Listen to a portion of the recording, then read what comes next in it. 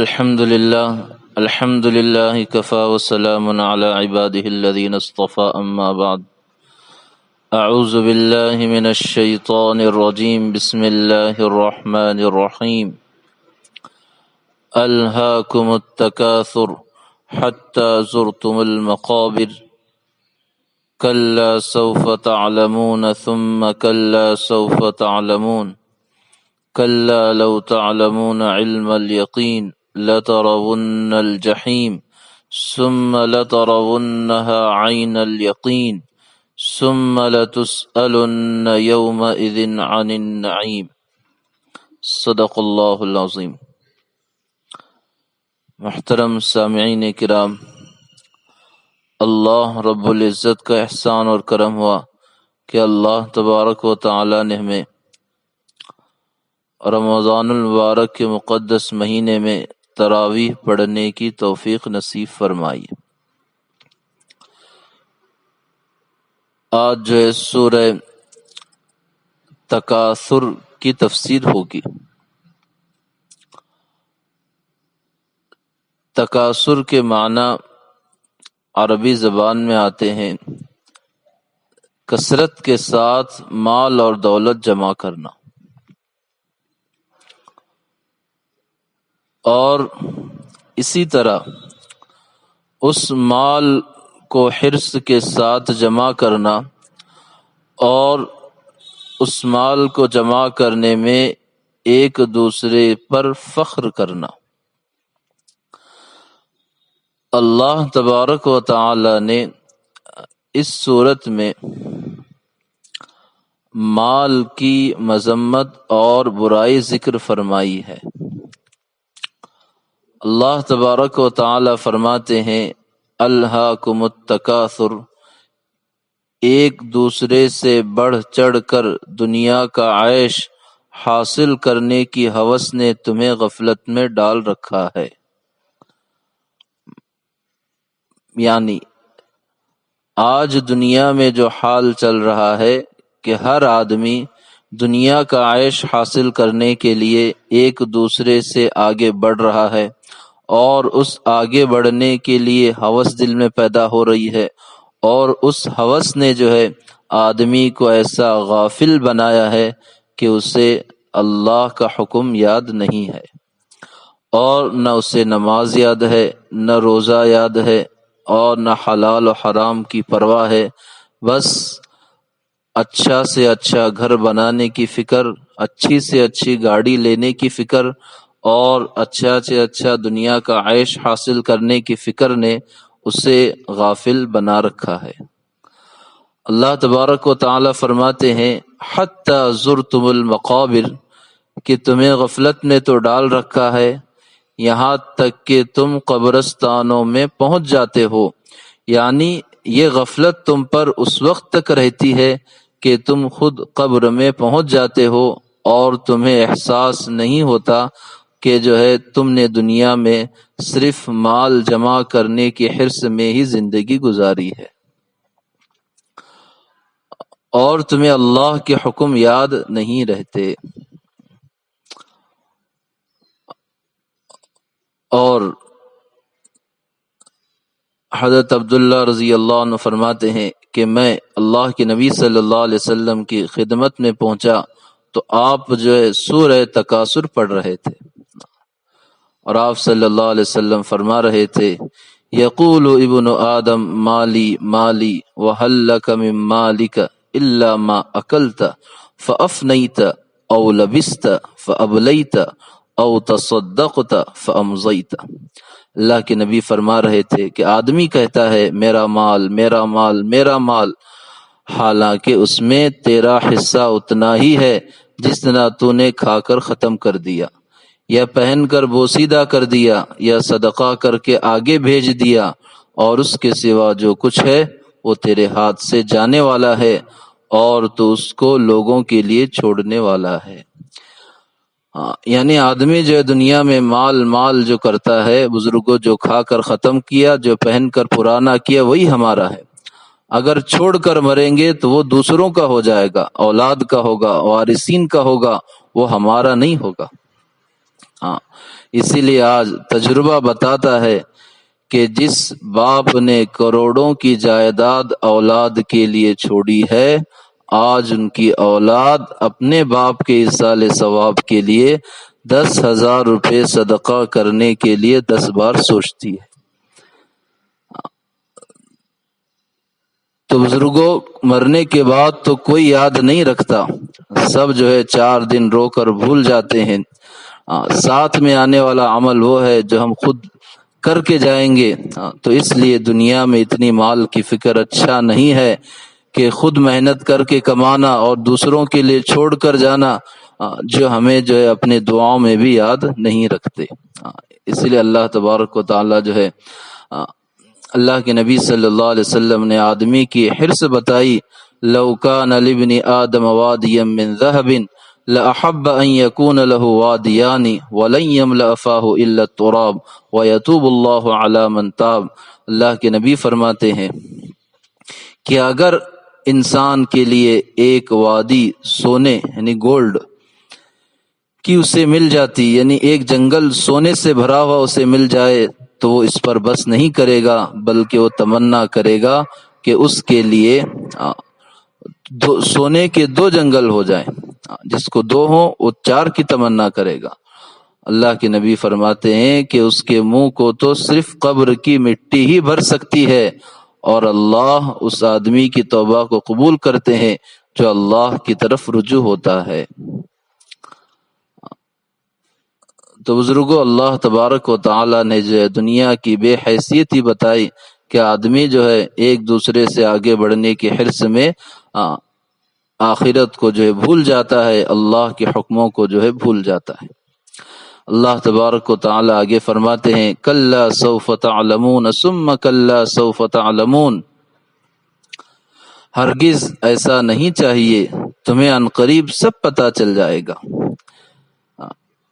ہرگز ایسا نہیں چاہیے، عنقریب تمہیں سب پتہ چل جائے گا۔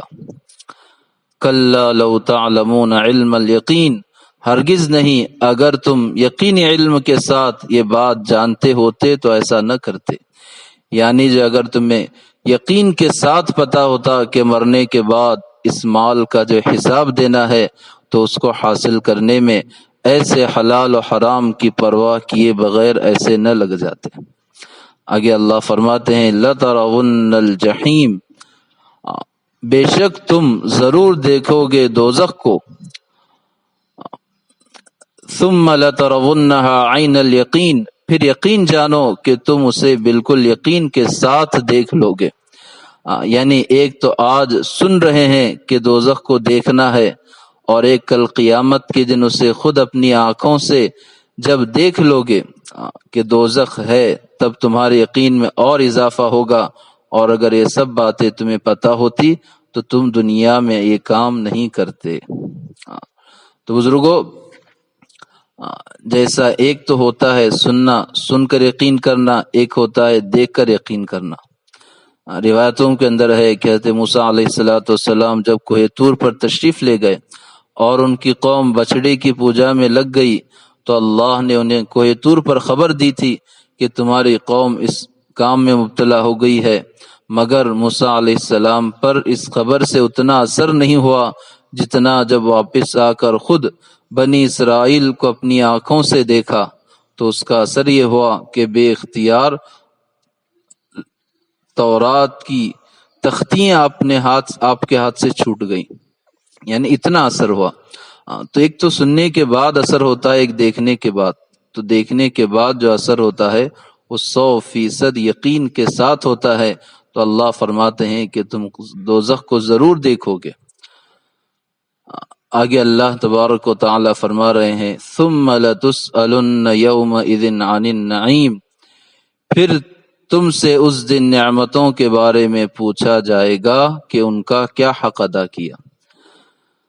یعنی تم سے قیامت کے دن اللہ تعالیٰ دی ہوئی نعمتوں کے بارے میں پوچھیں گے کہ ان کا کیا شکر ادا کیا، ان کو گناہوں میں تو خرچ نہیں کیا، جیسا کہ قرآن میں اللہ خود فرماتے ہیں کہ انسان کی ناک، کان، دل، سب کے بارے میں اللہ سوال کریں گے کہ ان کو کن کاموں میں خرچ کیا۔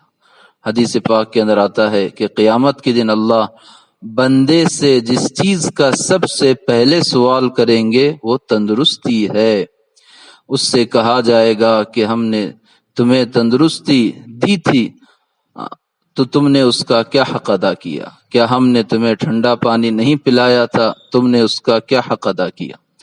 تو بزرگ اللہ نعمتوں کے بارے میں پوچھیں گے۔